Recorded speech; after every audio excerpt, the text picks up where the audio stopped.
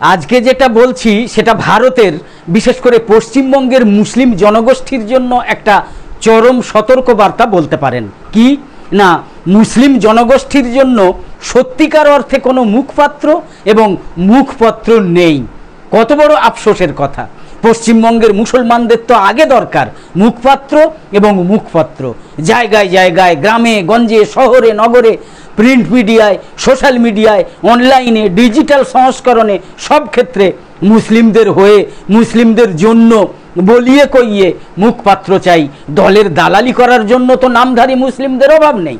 আমি হয়তো ঠিক মতো গুছিয়ে বোঝাতে পারছি না, কিন্তু এই মুহূর্তে মুসলিমদের হয়ে বলার জন্য এই মুহূর্ত থেকে প্রয়োজন মুসলিম মুখপাত্র এবং মুসলিমদের মনের কথাকে তুলে ধরার জন্য মুসলিম মুখপত্র বা বৃহত্তর পরিসরে মুসলিম গণমাধ্যম।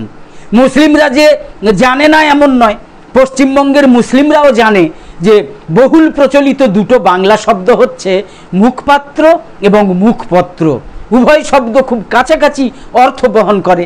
কোনো দল এবং সংগঠনের পক্ষে যিনি বক্তব্য রাখেন তাকে বলা হয় মুখপাত্র, আর যেসব পত্রপত্রিকা কোনো দল বা সংগঠনের পক্ষে বক্তব্য প্রকাশ করে থাকে তাকে বলে মুখপত্র। অর্থাৎ একটা দল বা একটা গণসংগঠন বা একটা সংগঠন বা একটা গোষ্ঠী বা সম্প্রদায়ের প্রতিনিধিত্ব করে থাকে মুখপত্র এবং মুখপাত্র। ভারতে প্রায় 20-25 কোটির মতো মুসলিম রয়েছে। এদেশের তারা সম্মানিত নাগরিক। ভারত নির্মাণে তাদের অভূতপূর্ব ভূমিকা রয়েছে। বিশেষ করে স্মরণীয় যে দীর্ঘ 600 থেকে 800 বছর তাদের পূর্বপুরুষরা এই দেশ শাসন করেছে। মুসলমানরা এদেশের ইতিহাস এবং ঐতিহ্যকে মহিমান্বিত করেছে। সমকালীন বিশ্বে ভারতের শক্তিশালী অবস্থান তুলে ধরতে সক্ষম হয়েছে। কিন্তু অত্যন্ত পরিতাপের বিষয় এবং ইতিহাসেরও পরিহাস যে সেই মুসলমানরাই এখন এদেশের অযাচিত নাগরিক, দলিত এবং বঞ্চিত নাগরিক, নিপীড়িত এবং নির্যাতিত নাগরিক। বর্তমান এদেশের সংখ্যাগরিষ্ঠ হিন্দু সম্প্রদায়ের মধ্যে একটা অসহিষ্ণু এবং উগ্র মুসলিম বিদ্বেষী এবং ইসলাম বিরোধী শক্তির উত্থান হয়েছে। এই উপদল এদেশের মুসলিম সম্প্রদায়কে সামগ্রিকভাবে শত্রু বিবেচনা করে। তারা মুসলিম সম্প্রদায়ের বিরুদ্ধে এক সর্বাত্মক শত্রুতা শুরু করেছে। ভারতের সংখ্যাগরিষ্ঠ হিন্দু সম্প্রদায়ের মধ্যে সেই অসহিষ্ণু এবং উগ্র মুসলিম বিদ্বেষী এবং ইসলাম বিরোধী শক্তি মুসলিমদের বিরুদ্ধে প্রায় অঘোষিত যুদ্ধ শুরু করেছে। সাংস্কৃতিক যুদ্ধ, অর্থনৈতিক যুদ্ধ, রাজনৈতিক যুদ্ধ, এমনকি সামরিক আগ্রাসন পর্যন্ত শুরু করেছে। এই পরিস্থিতিতে ভারতের মুসলিম সম্প্রদায় ভয়ানক এক হতাশার শিকার, নিরাপত্তাহীনতার শিকার, দারিদ্র্যের শিকার তো ছিলই, তার সাথে বর্তমানে সামাজিক বয়কটের শিকারও, রাজনৈতিক নেতৃত্বহীনতার শিকারও। এত বড় একটা জনগোষ্ঠী, ইংল্যান্ড, ফ্রান্স এবং জার্মানির মিলিত জনসংখ্যার সমান জনসংখ্যা ভারতের মুসলিম সম্প্রদায়ের, কিন্তু তাদের মধ্যে শক্তি এবং আত্মমর্যাদার ছিটে ফোঁটাও এখন অবশিষ্ট নেই। পশ্চিমবঙ্গে বিশেষ করে মুসলিমরা যেন অনাথ, তারা যেন বদ্ধভূমিতে অবরুদ্ধ। অতএব শুধু ক্ষমতাবান দলের দালালি আর পদলেহন করো, জাহান্নামে যাক মুসলিম জনগোষ্ঠী। ব্যক্তিগতভাবে শুধু আখের গুছিয়ে নাও।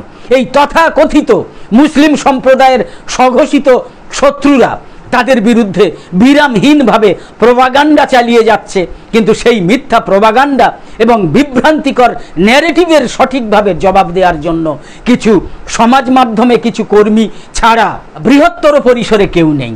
উল্টে বৃহত্তর পরিসরে নামধারী কিছু মুখপাত্র এবং মুখপত্র মুসলিম মার্কা চাদর গায়ে প্রয়োজনে জবাব দেওয়া তো দূরের কথা, তেমন পরিস্থিতিতে মুসলিমদের হয়ে নয়, দলের হয়েই পথে নেমে পড়ে, দলের হয়েই দালালি করতে শুরু করে দেয়। ফলে ভারতের সংখ্যাগরিষ্ঠ হিন্দু সম্প্রদায়ের মধ্যে সেই অসহিষ্ণু এবং উগ্র মুসলিম বিদ্বেষী এবং ইসলাম বিরোধী শক্তি যে কোনো ঘটনার প্রেক্ষিতে মুখের মতো জবাব না পেয়ে পরিস্থিতি এবং পরিণতিকে উত্তরোত্তর খারাপের দিকে এগিয়ে নিয়ে যাচ্ছে। সম্প্রতি দুর্গাপুরে বাপের বয়সী মুসলিমদের চরম হেনস্থা করা তারই উৎকৃষ্ট উদাহরণ। তাই বলছি, শুধু এই ঘটনার প্রতিবাদে নয়, বরং সার্বিকভাবে সত্যিকার অর্থে মুসলিমদের জন্য আশু প্রয়োজন একাধিক বলিষ্ঠ মুখপত্র এবং মুসলিম গণমাধ্যম। একটা পরিকল্পিত ইকোসিস্টেমের বিরুদ্ধে মুসলিমদের ব্যক্তি প্রচেষ্টা সমুদ্রের জলরাশির তুলনায় কিন্তু একটা শিশির বিন্দু। সেই জন্য সমগ্র সম্প্রদায়ের পক্ষে দায়িত্বশীল মুখপত্র এবং যুগ উপযোগী গণমাধ্যম খুবই প্রয়োজন। যুযুধান পক্ষের মধ্যে সংলাপের জন্য প্রয়োজন মুখপত্র এবং গণমাধ্যম।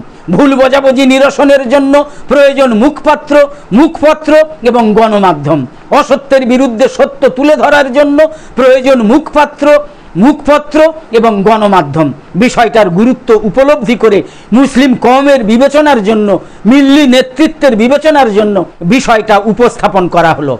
বক্তব্যটা সোশ্যাল মিডিয়া থেকে সংগ্রহ করে উপস্থাপন করলাম আমি জাকির হোসেন শেখ। সকলকে সালাম, শুভেচ্ছা, অভিনন্দন, ভালোবাসা জানিয়ে শেষ করছি। সকলে খুব ভালো থাকুন, সুস্থ থাকুন, সাবধানে থাকুন। ধন্যবাদ।